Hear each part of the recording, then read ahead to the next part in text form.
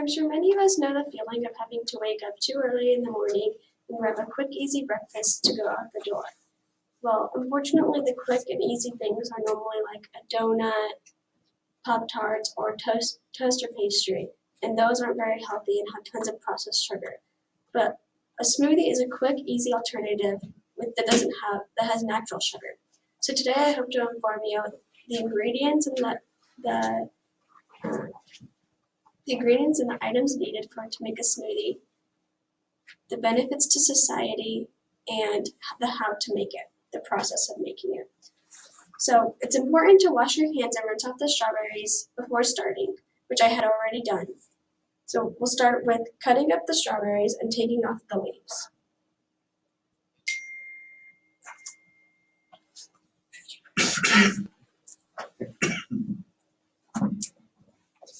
A quick or a good benefit to society about making a smoothie is at home, it can save you so much money. When you go out to a smoothie shop or a coffee shop and buy a smoothie, you can spend up to almost $7 on buying a smoothie.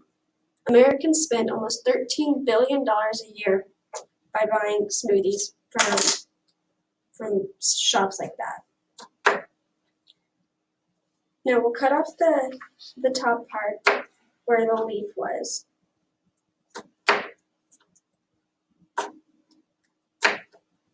Making a smoothie at home is also so much healthier than going out and buying a dollar soda or drinking processed juices that have tons of processed sugar.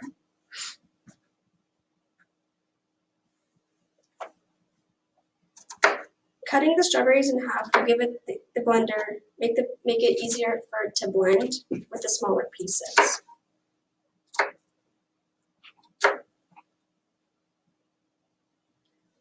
After the strawberries are all cut up and ready to be put in, we'll start with the banana. Peeling the banana and getting it ready to cut up.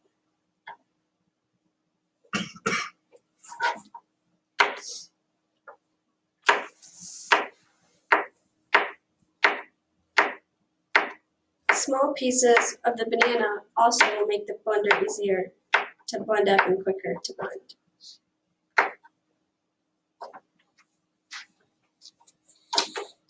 Okay, now that the strawberries and the bananas are all cut up, we can start by putting them into the cup to blend. I normally like to start with the ice by putting the ice in first. A few ice cubes is good, not too many, but enough to keep it cold. I will next put the strawberries in. The order of what the fruit and the ingredients put in the cup is not particular. It can be any order.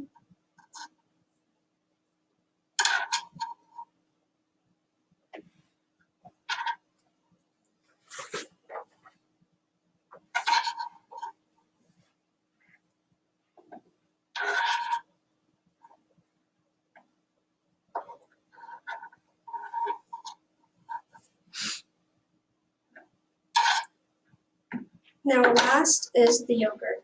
You don't need too much yogurt, but just enough to give the blender make it smoother. About 2 to 3 spoonfuls is probably enough.